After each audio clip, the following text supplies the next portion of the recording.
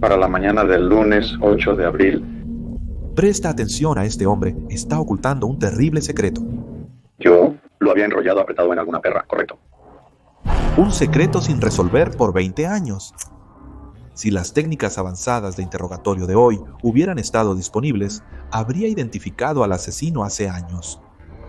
Pero para contar la historia completa, primero debemos volver a 1998. Hace tiempo, en una fresca tarde en Utah, una pareja conducía su auto en una carretera estatal cerca de Maidenwater. Era el 20 de abril de 1998 y el día parecía normal hasta que algo inusual llamó su atención. Contra el suelo marrón y los arbustos había una bolsa de dormir negra. Algo allí les pareció sospechoso. Así que se detuvieron y se acercaron, y fue entonces cuando descubrieron que era un cuerpo. Notaron que el saco de dormir estaba abultado, como si algo estuviera adentro. Ambos extremos estaban sellados con cinta adhesiva plateada, y un tapete de juego para niños sobresalía, envuelto en el contenido. Para cuando llegaron, podían distinguir la forma de una persona. Asustados, llamaron a la policía. El departamento del sheriff de Garfield respondió rápidamente, y cuando llegaron, comenzaron a abrir la bolsa. Desenrollaron la bolsa de dormir, el tapete de juego y encontraron más capas de plástico y bolsas de basura dentro. En el centro estaba el cuerpo de una mujer. Toda su cabeza y rostro estaban envueltos en cinta adhesiva, ocultando completamente sus rasgos, y su cuerpo estaba congelado a pesar de que el clima exterior no estaba por debajo del punto de congelación. Este hallazgo, cerca de Maidenwater Spring, próximo al lago Powell, luego se conocería como el notorio caso de Maidenwater. El asesino se esforzó mucho en ocultar la identidad de la víctima. Tomó años averiguar quién era ella y resolver el caso. Hola amigos, esta semana hablamos sobre un detective persistente que nunca se rindió, miembros de la comunidad de crímenes reales que se ofrecieron como voluntarios apasionadamente para obtener respuestas, y los avances que la ciencia forense nos ha brindado. El cuerpo parecía ser de una mujer de entre 30 y 40 años, de ascendencia hispana o nativa americana, con cabello oscuro hasta los hombros. Parecía tener un cutis con pecas, pero lo más notable era la herida de bala en su cabeza y no llevaba nada más que un sostén ensangrentado. Una autopsia revelaría que había sido víctima de una ejecución y le habían cortado las yemas de los dedos, probablemente para evitar su identificación. Había señales de que había sido congelada, lo que preservó sus rasgos faciales, pero ocultó su hora de muerte. Hablando de sus rasgos, había un lunar debajo de su oreja derecha, uno que sería fundamental para su identificación más tarde. Sus dientes mostraban trabajo dental profesional y sus cejas estaban tatuadas, sugiriendo que no era una persona sin hogar y se cuidaba a sí misma. Debido a las medidas del asesino, los investigadores sospechaban que tenía experiencia previa en crímenes similares. Podría ser un asesino a sueldo o un asesino en serie. La investigación se centró en la cuerda utilizada para atar sus extremidades, con la esperanza de obtener ácido desoxirribonucleico que ayudaría a identificarla. No obstante, el análisis del laboratorio de crímenes solo reveló el ácido desoxirribonucleico de la víctima en él. Lo mismo pasó con la cinta adhesiva y otros materiales recuperados entonces. Los esfuerzos adicionales para cruzar su identidad en el Centro Nacional de Información de Crímenes y la base de datos del Federal Bureau of Investigation no mostraron nada. Pasaron 20 años y la locura se volvió frustrantemente fría. Luego, ocurrió un posible avance en 2008. Son circunstanciales, pero hay muchas pequeñas piezas que la conectan con Scott Kimball. Una cosa que destacó fue que las cuerdas con las que estaba atada eran muy únicas, una serie compleja de nudos con los que estaba atada. Terry Kimball, el tío de Scott Kimball, también estaba atado con una cuerda muy... Nudos similares. La primera víctima ahogada estaba envuelta en un tapete de juego infantil. Se entrevistó al hijo de Scott Kimball y se le mostró una foto de esta alfombra de juego para niños y afirmó que tenía una idéntica a esa.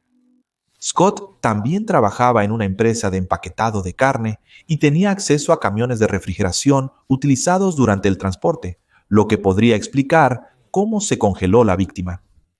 Se sabía que Scott ejecutaba a sus víctimas y las dejaba en áreas aisladas, a menudo envolviéndolos en alfombras y cinta. Similar a cómo se encontró a la mujer de Maidenwater, Scott Kimball estaba cumpliendo múltiples cadenas perpetuas en Colorado por matar a 4 individuos. Esto parecía ser una pista sólida, pero ninguna evidencia de ácido desoxirribonucleico pudo vincular el caso con Scott y él negó cualquier implicación. Como resultado, no pudieron acusarlo de nada. Aparte de las similitudes, no había nada concreto para acusarlo del crimen. El caso frustrantemente volvió a enfriarse, pero el detective Davis trabajó incansablemente y nunca olvidó a la víctima. Bonara, pero dadas las herramientas disponibles para él, estaba haciendo lo mejor que podía. Luego, años después, en 2018, el agente Davis dio una conferencia de prensa donde él circuló la foto posmoderna de la víctima del agua virgen en público porque necesitaban ayuda. La imagen ganó rápidamente tracción en la comunidad de crímenes verdaderos en línea, especialmente en foros populares como Web Sleuths, donde los miembros comenzaron su propia investigación y disección del caso. Resultó que el sargento David Sweeney, que estaba revisando un caso sin resolver, había subido la información de Lina Reyes Guedes a NAMOS. NAMOS es el Sistema Nacional de Estados Unidos para personas desaparecidas y no identificadas, accesible para cualquiera que desee ayudar a identificarlas.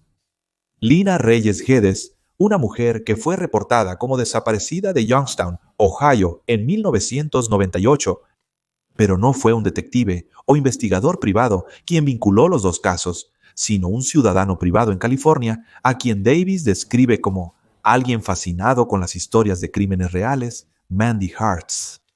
Resultó que David y Sweeney subieron sus fotos aproximadamente al mismo tiempo. Fue una coincidencia afortunada que el caso necesitaba.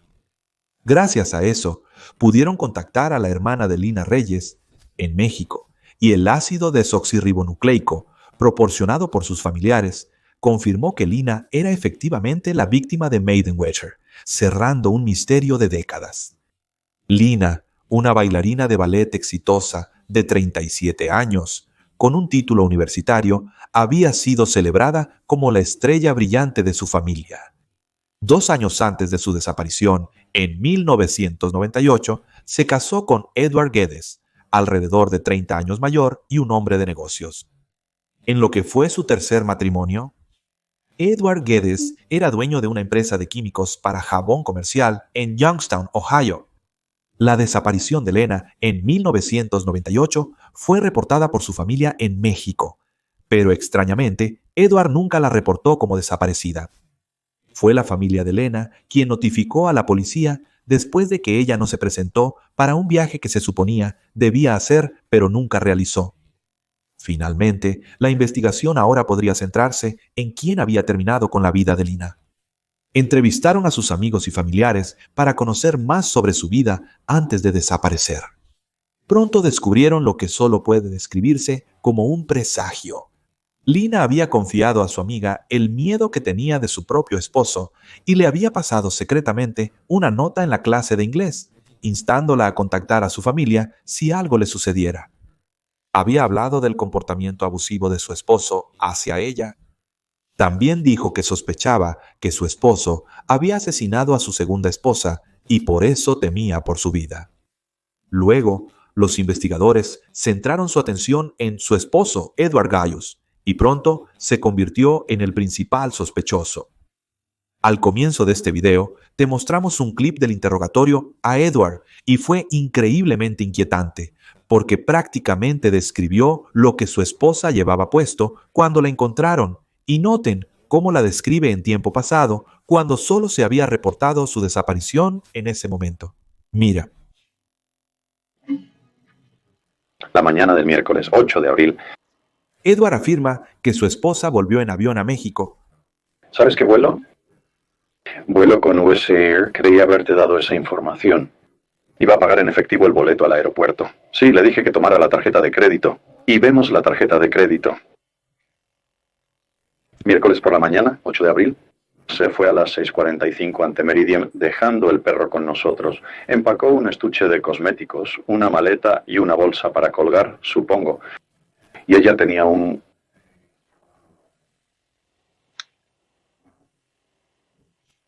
bolsa de dormir, está bien.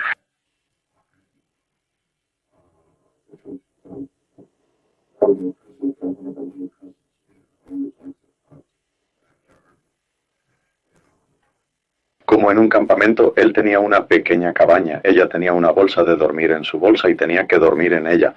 Había enrollado a alguna perra bien apretada. Es una combinación extraña para llevar, pero iba a ser impresionante para Paco.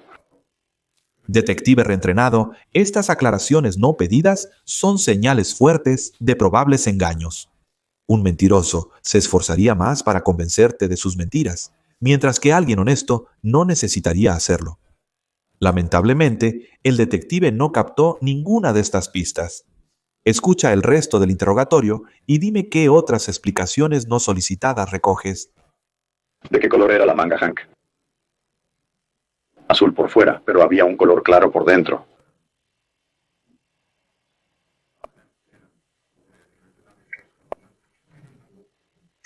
Eso es por si acaso encontramos algo ahora, aún intento descifrarlo. Bueno, desde que hablé contigo voy a decir una cosa. Deberíamos ingresarla aquí, y no te lo había dicho antes porque no se me ocurrió hasta hace aproximadamente un mes. Se levantó bastante temprano esa mañana porque tenía el pelo largo. Y así estaba yo acostado en la cama viéndola, ya sabes. Lo primero que haría es que realmente saldría de la ducha y tendría la toalla envuelta alrededor de su cuerpo, saldría desnuda y se pondría un par de bragas y un sujetador, ¿vale? Y luego empezaría a trabajar en su cabello. Puedo decirte que otros pantalones y sujetador llevaba. Eran de algodón blanco y el sujetador... La razón por la que lo recuerdo es que eran mis pantalones y sujetador favoritos. Eran de algodón blanco, con imágenes de manzanas y quizás plátanos en ellos. Pequeñas imágenes como esta del tamaño de un níquel. Y el sujetador tenía el mismo patrón. Manzanas, y que creo que manzanas y plátanos. Inusual. Ok, nos fuimos alrededor de las 6:45. Aeropuerto de Austin Town, Daltonburg. Me acerqué al check-in de United States Air. Ella no tenía un boleto, así que Skycat no puede revisar algo. Le di $10 y le pedí que se encargara de nuestro equipaje y se asegurara de que ella llegara a su destino. Y el hecho de que lo he cambiado...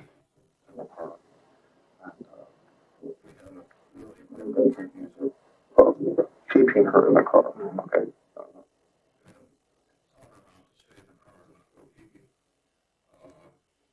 Así que nos besamos. Yo estaba fuera del coche. Yo recoger cosas cuando entro en el grupo de consumidores. Tenía... El interrogador se centró en las explicaciones innecesarias a sus preguntas simples. Podrían haber considerado a Edward un sospechoso principal hace 20 años. Validaron gran parte de lo que Lena había dicho. Había signos de abuso en la relación, pero había un solo problema. Edward ya estaba muerto. Edward había terminado su propia vida en el año 2001, pero las autoridades creían firmemente que él era el responsable de terminar con la vida de Lina. Queremos saber qué pasó o quién le hizo eso. Y simplemente tienes que ser persistente porque nunca sabes qué pequeña cosa va a resolverlo para ti. Optó por volver a probar las pruebas del caso utilizando tecnología previamente no disponible. Una de estas herramientas fue MVAC, utilizada en superficies especialmente difíciles, como la cuerda para extraer ácido desoxirribonucleico. Rocía una solución especial sobre la superficie de un objeto que luego se extrae mediante una aspiradora. Todo lo que el dispositivo extrae se atrapa en un filtro especial donde se puede separar cualquier ácido desoxirribonucleico El MBAC encontró 117 eneagramas de ácido desoxirribonucleico en esa cuerda, más que suficiente para ser probado. Esta tecnología es un cambio de juego para casos sin resolver, especialmente donde es difícil recolectar ácido desoxirribonucleico. Los investigadores pidieron muestras de ácido desoxirribonucleico de la familia de Edward Geddes. 2 familiares dieron muestras voluntariamente, pero Davis necesitó una orden de registro para obtener una muestra del hijo de Edward Geddes. Cuando las muestras de ácido desoxirribonucleico regresaron, hubo una coincidencia familiar con Edward Geddes. Esto prueba que hay ciencias con este ácido desoxirribonucleico. Como dije, un gran avance para los casos sin resolver. Y por supuesto, es inocente hasta que se demuestre su culpabilidad. Pero con todas las pruebas abrumadoras ahora, muchos creen que Edward Geddes es el responsable, aunque nunca se pudieron presentar cargos contra él porque hace mucho tiempo que se fue. La ironía de todo esto es que intentó encubrir su crimen congelando el cuerpo de Lina, con la esperanza de ocultar el momento de su muerte. Pero al final, ese movimiento helado en realidad preservó su rostro, lo que permitió la foto crucial que ayudó a resolver el caso por completo. Entonces, ¿cuál fue el motivo detrás del crimen? Bueno, creo que Lina estaba tratando de dejarlo debido al abuso que sufrió, y Edward no podía soportar la idea de perderla o perder la mitad de todo en un divorcio. Y nunca investigaron si él mató a su segunda esposa. Eso también es un misterio. Creo que la verdad finalmente se revelará. Existen muchas personas desaparecidas cuando sabremos qué les pasó a la mayoría de ellas. No tengo idea, pero sé que alguien lo sabe. Es probable que esa persona aún esté ahí afuera. Por favor, den me gusta y suscríbanse. Gracias por ver. Nos vemos la próxima.